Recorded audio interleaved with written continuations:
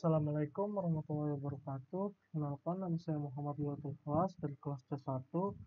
Pada video kali ini saya akan mempresentasikan materi tentang etika untuk memenuhi tugas perkuliahan dari mata kuliah etika profesi.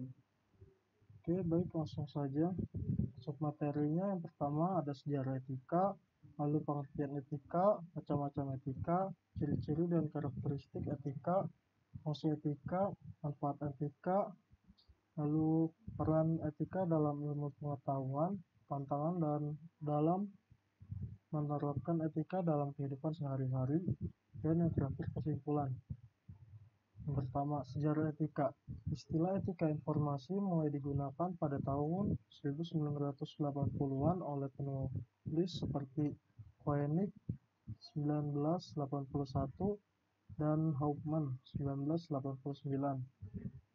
Robert Hauptmann memuat istilah etika informasi dalam bukunya yang berjudul Ethical Challenge in Librarianship. Kemudian Hauptmann menerbitkan jurnal akademik yaitu Journal of Information Ethics. Pada tahun 1992 yang membahas kerahasiaan, keandalan atau reliability, kualitas dan penggunaan informasi atau data. Kajian etika informasi berkembang sekitar tahun 1980-an yang mencakup etika komputer bersamaan dengan munculnya masalah etika di bidang jurnalisme, ilmu perpustakaan dan informasi, kajian bisnis dan manajemen, hingga bidang teknologi informasi seperti internet. Salah satu sekolah pertama yang memperkenalkan studi etika informasi adalah Universitas Pittsburgh pada tahun 1990. Selanjutnya, pengertian etika. Etika adalah studi tentang prinsip-prinsip moral yang mengatur perilaku manusia. Ini mencakup pertimbangan mengenai apa yang benar dan yang salah, bagaimana kita seharusnya bertindak dalam berbagai situasi, dan bagaimana kita seharusnya berhubungan dengan orang lain. Kata etika sendiri berasal dari bahasa Yunani kuno yaitu ethos, yang secara umum dapat diartikan kebiasaan atau kehendak baik yang bersifat tetap. Dalam bentuk tunggalnya, kata tersebut dapat memiliki beberapa arti yang erat, kaitannya dengan tempat atau pemikiran. Etika sendiri merupakan konsep penilaian yang sifatnya kebenaran atau kebaikan dari tindakan sosial yang mendasar kepada tradisi yang dimiliki oleh setiap individu maupun kelompok. Unsur utama yang membentuk etika adalah moral. Etika memiliki tujuan yang bersifat deskriptif sekaligus perspektif. Deskriptif memiliki arti bahwa etika menyajikan pengamatan tentang karakteristik individu, sedangkan perspektif memiliki arti bahwa etika bertujuan untuk mengevaluasi tindakan manusia dan memberikan rekomendasi atau persetujuan atas tindakan manusia. Pengertian etika menurut para ahli. Yang pertama dari Aristoteles, yang memandang etika sebagai latihan aktif pikiran sesuai dengan kebaikan yang sempurna, di mana etika tersebut diwujudkan melalui keberanian, kontrol diri, kemurahan, dan kejujuran. Selanjutnya dari Bertens, berdasarkan buku yang ditulis dalam buku yang berjudul Sejarah Filsafat Yunani pada tahun 1999, Bertens mengatakan etika adalah nilai-nilai atau norma-norma atau moral yang menjadi pegangan bagi seseorang atau suatu kelompok untuk mengatur tingkah lakunya. Lalu selanjutnya dari Roseworth and Kinder. Definisi etika adalah ilmu karakteristik manusia yang ideal atau ilmu kewajiban moral yang mengacu pada faktor-faktor seperti kejujuran, keadilan, tanggung jawab, rasa hormat, dan kasih sayang. Lalu selanjutnya dari Immanuel Kant, baginya etika adalah tentang kewajiban dan tindakan yang benar, terlepas dari konsekuensinya. Ia memperkenalkan gagasan imperatif kategoris sebagai dasar moralitas. Lalu ada dari John Stuart Mill yang mengatakan bahwa etika adalah tentang mencapai kebahagiaan sebanyak mungkin. yang menurutnya tindakan yang etis adalah tindakan yang menghasilkan kebahagiaan terbesar bagi sebanyak mungkinan orang. Lalu selanjutnya dipaparkan oleh Lawrence Kohlberg. Kohlberg menggambarkan teori perkembangan moral yang menggambarkan etika sebagai proses perkembangan tahap-tahap dari moralitas berdasarkan hukum dan peraturan hingga moralitas yang berdasarkan prinsip-prinsip universal. Lalu ada dari Sumaryono, etika berarti suatu kebenaran dari tindakan atau perilaku manusia terkait kodrat yang memang melekat pada diri manusia. Lalu dipaparkan oleh Ahmad Amin, yaitu menurutnya etika merupakan ilmu yang berkenaan dengan arti baik dan buruknya dan hal yang seharusnya dilakukan manusia. Etika juga menyatakan tujuan yang harus manusia capai dari setiap perbuatannya. Dan yang terakhir dari Haji Ahmad Mustafa, menurutnya etika artinya ilmu yang menyelidiki perilaku baik dan buruk yang memperhatikan sejauh mana perbuatan manusia diketahui oleh akal pikirannya sendiri. Selanjutnya macam-macam etika. Berikut ini merupakan macam-macam dari etika. Yang pertama, etika normatif. Etika normatif adalah bentuk etika yang berfokus pada pembuatan keputusan moral berdasarkan prinsip-prinsip dan norma-norma tertentu. Contohnya seperti deontologi dan utilitarisme. Yang pertama, deontologi. Deontologi adalah teori etika yang menekankan pentingnya kewajiban moral dan tindakan yang benar atau salah dalam dirinya sendiri, terlepas dari konsekuensinya. Etika menekankan prinsip-prinsip dan aturan moral. Dan yang kedua, utilitarianisme. Utilitarianisme adalah teori etika yang berfokus pada maksimasi kebahagiaan atau kesejahteraan sebanyak mungkin orang. Lalu ada etika kebajikan atau virtue ethic. Etika kebajikan berfokus pada pengembangan karakter yang baik dan kebajikan individu. Lalu selanjutnya ada etika kontraktualisme, yaitu yang dikemukakan oleh filsuf seperti Immanuel Kant dan John Rawls, berbicara tentang tindakan etis sebagai tindakan yang dapat diterima oleh semua pihak jika mereka berada dalam posisi yang adil. Lalu selanjutnya ada etika kasih sayang atau care ethic. Etika kasih sayang menekankan pentingnya hubungan dan empati dalam pengambilan keputusan moral. Lalu selanjutnya ada etika religius yang didasarkan pada ajaran agama tertentu dan aturan moral yang diturunkan dari keyakinan agama. Lalu ada etika profesional, yaitu pada etik yang mengatur perilaku anggota profesi tertentu. Contohnya meliputi etika medis, etika hukum, dan etika bisnis. Lalu selanjutnya ada etika lingkungan yang berfokus pada masalah-masalah moral yang berkaitan dengan perlindungan dan pelestarian lingkungan alam, yang mencakup pertimbangan tentang bagaimana kita seharusnya bertindak terhadap alam dan spesies lainnya. Selanjutnya ada etika feminis yang menekankan pentingnya memasukkan perspektif gender dan mengidentifikasi ketidaksetaraan gender dalam analisis etika. Ini juga mengkaji bagaimana gender mengaruhi norma-norma moral. Lalu ada etika biomedis.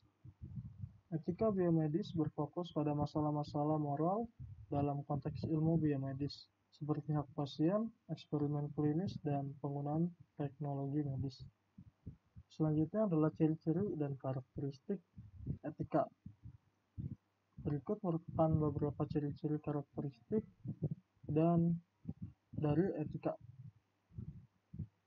Yang pertama, etika bersifat mutlak atau absolut, yaitu etika mempunyai sifat mutlak atau absolut, yang berarti sebuah etika berlaku untuk siapa saja, di mana saja, dan kapan saja.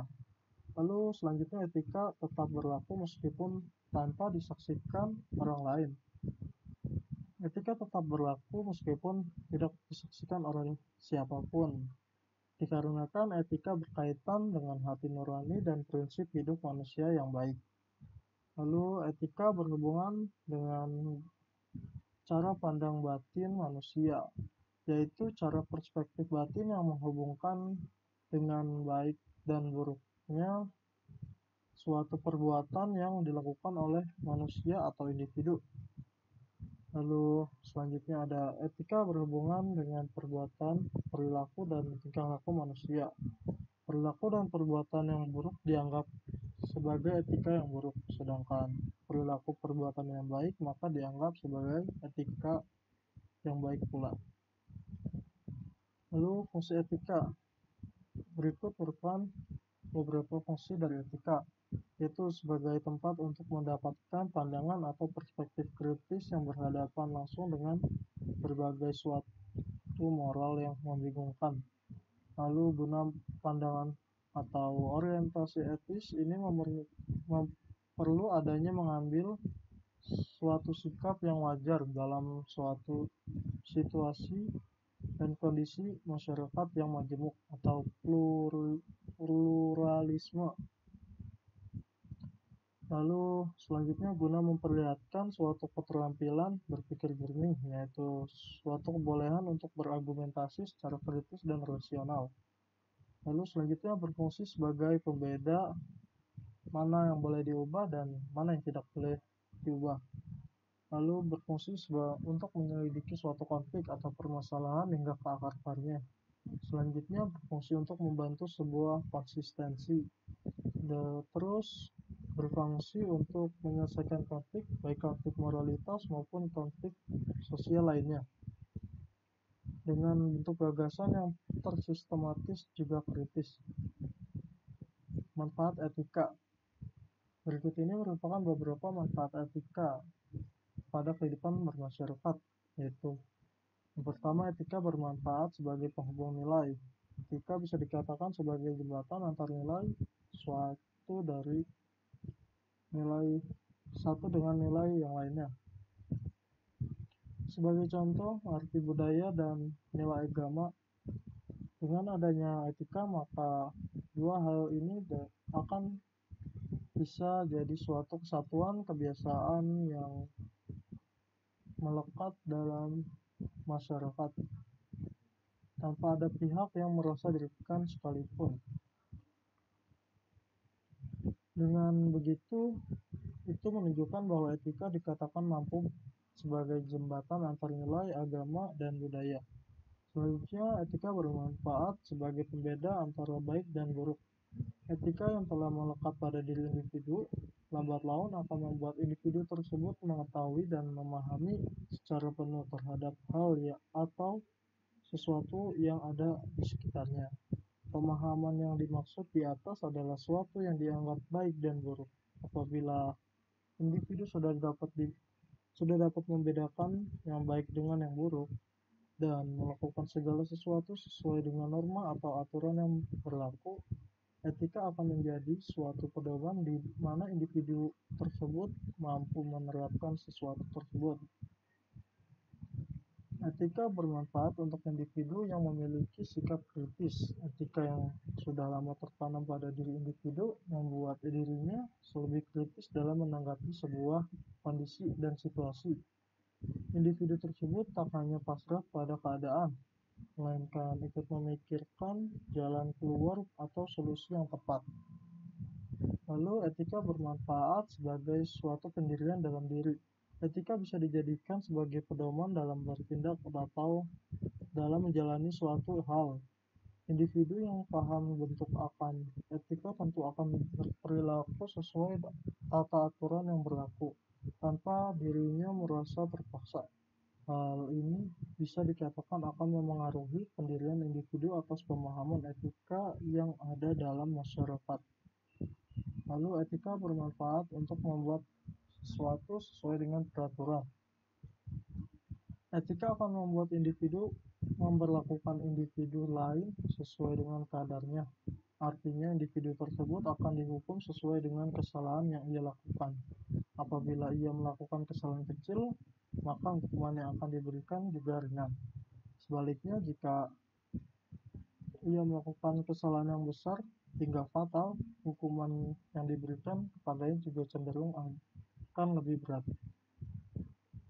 Lalu selanjutnya, etika sebagai bentuk mengorbankan kebebasan dalam dirinya.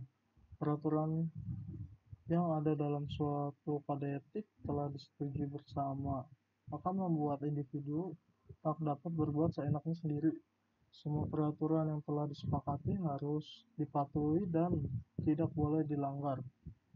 Karena apabila individu tersebut melanggar, tentu akan dikenakan sanksi atau hukuman sesuai dengan peraturan yang berlaku. Lalu yang terakhir, etika dapat membantu dalam mengemukakan pendapat. Dalam suatu forum diskusi, tentu ada etika dalam mengemukakan gagasan atau pendapat. Dengan begitu, individu telah sepakat untuk menghargai siapapun itu yang hendak menyampaikan pendapat atau gagasannya. Peran etika dalam ilmu pengetahuan. Berikut ini merupakan peran etika dalam ilmu pengetahuan. Yang pertama, sebagai perlindungan hak asasi manusia.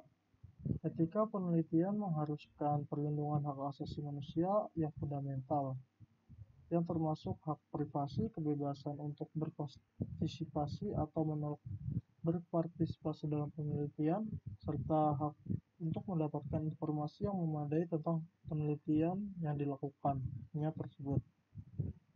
Lalu consentiment informed. Etika penelitian mengharuskan bahwa individu yang berpartisipasi dalam penelitian harus memberikan persetujuan yang informasi dan sesuai sebelum terlibat. Mereka harus sepenuhnya memahami risiko dan manfaat yang terkait dengan penelitian tersebut sebelum memberikan persetujuan.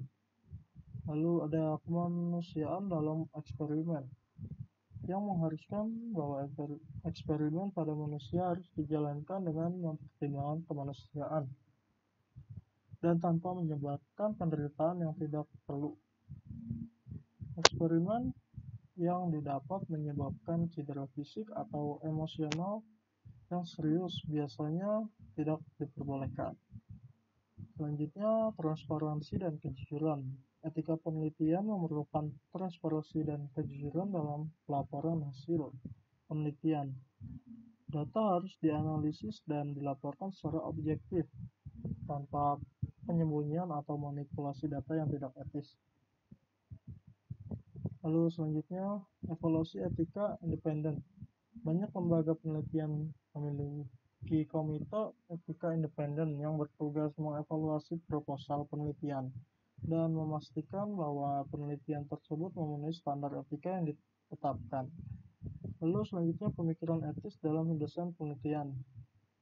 Seorang peneliti harus mempertimbangkan implikasi etis dari desain penelitian mereka, termasuk bagaimana mereka akan memperlakukan partisipan, apakah risiko yang mungkin terjadi telah diminimalkan, dan bagaimana data akan digunakan setelah penelitian selesai. Lalu pendidikan etika. Pendidikan etika merupakan bagian penting dari pelatihan ilmiah yang dan profesional. Ini membantu peneliti memahami isu-isu etis yang mungkin muncul selama penelitian mereka. Lalu ada etika dalam publikasi. Penelitian yang dilakukan secara etis harus disampaikan dalam publikasi ilmiah dengan jujur dan tanpa bias. Penulis harus menghindari plagiat dan memberikan penghargaan yang pantas kepada kontributor. Tantangan dalam menerapkan etika dalam kehidupan sehari-hari. Berikut ini merupakan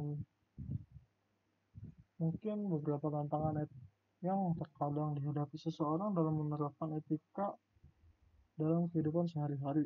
Yang pertama, konflik nilai. Orang seringkali memiliki nilai-nilai yang berbeda. Ini dapat menyebabkan konflik nilai. Misalnya, apa yang dianggap etis oleh suatu individu mungkin tidak dianggap etis oleh individu lain. Tantangan ini mungkin muncul dalam situasi seperti keputusan etis di tempat kerja atau dalam kehidupan pribadi. Lalu tekanan sosial, tekanan dari teman-teman, keluarga, atau masyarakat yang bisa membuat seseorang merasa sulit untuk mengikuti prinsip-prinsip etis yang mereka yakini.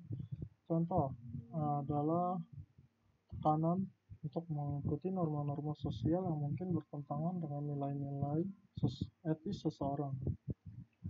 Lalu kepentingan pribadi dan keuntungan, kesempatan untuk memperoleh keuntungan pribadi atau kepentingan diri sendiri terkadang dapat menggoda individu untuk melanggar prinsip-prinsip etis. Contohnya yaitu dalam bisnis, di mana keuntungan finansial dapat bertentangan dengan keputusan etis. Lalu ketidakpastian moral. Tantangan lainnya adalah ketidakpastian moral.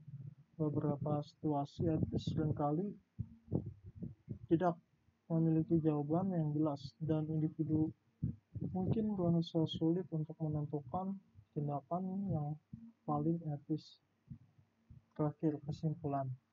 Dapat disimpulkan bahwa etika sangat penting bagi kehidupan sosial, baik di masyarakat maupun di pekerjaan, karena dengan etika seseorang dapat menilai baik dan buruknya seseorang, baik dalam bertingkah laku, berbicara, dan lain-lain. Dan pada materi ini juga kita dapat mempelajari mulai dari sejarah, etika, pengertian, macam-macam jenisnya, manfaat, dan lain-lain. Mungkin sekian dari saya. Wassalamualaikum warahmatullahi wabarakatuh.